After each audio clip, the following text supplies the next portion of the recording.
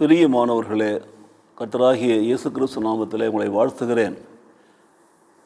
கர்த்தருடைய பெரிதான கிருபையினாலே இந்த அதிகாலை வேளையிலே ஆண்டவருடைய சமூகத்தில் வந்திருக்கிற உங்கள் ஒவ்வொருவரையும் ஆண்டவர் தாமே இன்றைக்கு சத்தியத்தில் நடத்தி பலப்படுத்தி ஆசீர்வதிப்பாராக. சங்கீதம் 51 10வது வசனத்தில் இப்படியாய் நாம் வாசிக்கிறோம். தேவனே, சுத்த இருதயத்தை என்னிலே சிருஷ்டியும், நிலைவரமான ஆவியை உள்ளத்திலே புதுப்பியும். சங்கீதக்காரனுடைய மனஸ்தாப வார்த்தைகள் பாருங்கள். தாவீதினுடைய மனஸ்தாப சங்கீதங்களில் இந்த சங்கீதம் மிக முக்கியமான ஒரு சங்கீதம்.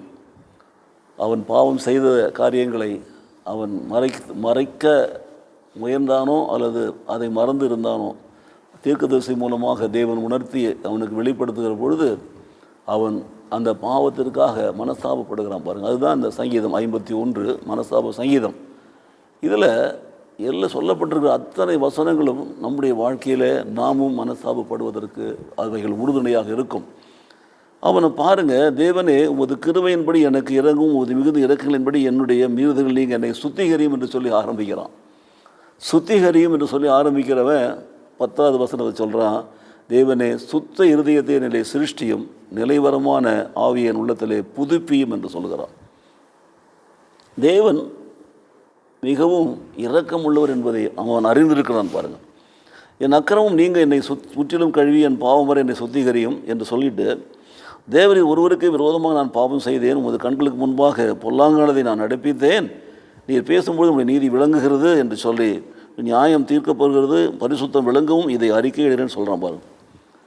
துர்க்குணத்திலே உருவானேன், என் தாய் என்னை பாவத்தில் கருத்தரித்து சொல்லிக்கொண்டே வருகிறான். அப்போ 10வது வசனம் சொல்கிறான் பாருங்கள். சுத்த இருதயத்தை நிலை சிருஷ்டியும்.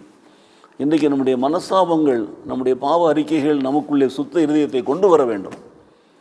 சுத்த இருதயத்தை நம்முடைய வாழ்க்கையில் கொண்டு வர வேண்டும். நம்முடைய இருதயம் சுத்திகரிக்கப்பட வேண்டும். சுத்தமான ஒரு இருதயத்தை தேவன் நமக்கு கொடுக்க வேண்டும். அப்போது ஏற்கனவே இருக்கிற இருதயம் கெட்டு போச்சு, அதை தூக்கி போட்டுவிடணும். Create a new heart. ஒரு சுத்த இருதயத்தை உருவாக்கும் சிருஷ்டித்துட்டு அதில் நிலைவரமான பரிசுத்த ஆவியை அதில் உள்ளத்திலே வையும். நிலைவரமான பரிசுத்த ஆவியை புதுப்பித்து என்னுடைய உள்ளத்தில் வையும்.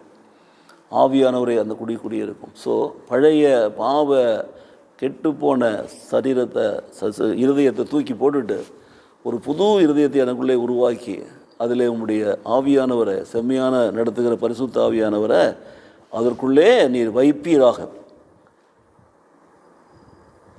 இருதயத்தை புதுப்பியும், பரிசுத்த ஆவியாய் என்னிடத்தில் எடுத்து அவரையும் புதுப்பியும், என் உள்ளத்தில் புதுப்பித்து வையும் என்று சொல்கிறான். நமக்கு இந்த நாளிலே தேவை 2 தான் பிரியமானவர்களே. நம்முடைய இருதயம் சுத்திகரிக்கப்பட வேண்டும். சுத்தமான நம்முடைய இருதயத்தில் தேவன் வாசமாக இருக்க வேண்டும். 2வது, அந்த இருதயத்தில் தேவன் ஆவியானவராக வாசமாக இருக்க வேண்டும். ஆவியானவர் நமக்குள்ளே இருந்து நம்மை நடத்த வேண்டும். அப்போ தான் நாம் சத்தியத்தின் பாதையிலே நடக்க முடியும். தேவனே, சுத்த இருதயத்தின் சிருஷ்டியும், நிலைவரமான ஆவி என் உள்ளத்திலே புதுப்பி என்று சொன்னவன் அடுத்தது சொல்கிறான். உமது சமூகத்தை விட்டு என்னை தள்ளாமலும், உமது பரிசுத்த ஆலயத்து ஆவியை என்னிடத்திலிருந்து எடுத்துக்கொள்ளாமலும் இருக்கும். உன்னுடைய சமூகம் எனக்குள்ளே இருக்கட்டும். In the form of Holy spirit.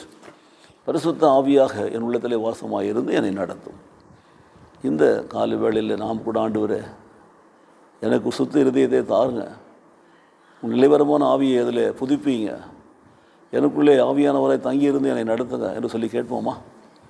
என்னை நேசிக்கிற நல்ல பிதாவே, நிறைந்த உள்ளத்தோடு நாங்கள் துதிக்கிறோம், ஸ்தோத்திரிக்கிறோம். தாவீதின் மனஸ்தாப சங்கீதங்களிலே ஆண்டவரே ஒன்றாக இருக்கிற இந்த 51ஆம் சங்கீதத்தில் இந்த 10வது வசனத்தை தியானிக்க கிருபை செய்தீரே. எங்களுடைய பாவங்களையும் அக்கிரமங்களையும் நாங்கள் அறிக்கை செய்கிறோம். எங்களையும் சுத்திகரியும், சுத்த இருதயத்தை எங்களுக்குள் சிருஷ்டியும், நிலைவரமான ஆவியை புதுப்பித்து ஆவியானவரை எங்களுக்குள் வாசமாக இருந்து எங்களை நடத்தும். இயேசு கிறிஸ்து நாமத்திலே பிதாவே, ஆமேன், ஆமேன்.